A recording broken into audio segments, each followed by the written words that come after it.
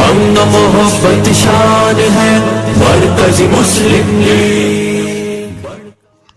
پاکستان مرکزی مسلم لیگ کے امیدوار برائے MN راجہ عصمت علی کیانی نے میڈیا سے گفتگو کرتے ہوئے کہا کہ راجہ پرویز اشرف جو کہ وزیر اعظم بھی رہ چکے ہیں اپنے حلقے کے لیے کوئی خاطر خواہ کام نہیں کیے۔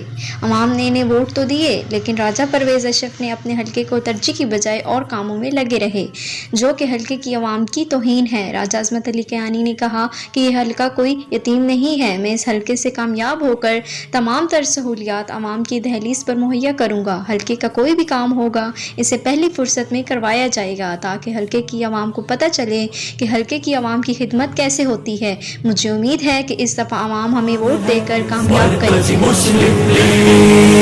عزم عالی شان اسلامی فلاحی پاکستان ہے مرکزی مسلم لیگ۔ بے کس لاچاروں کو دے تحفے راشن، یتیم اور بیوہ کی خدمت میں ہے مگن۔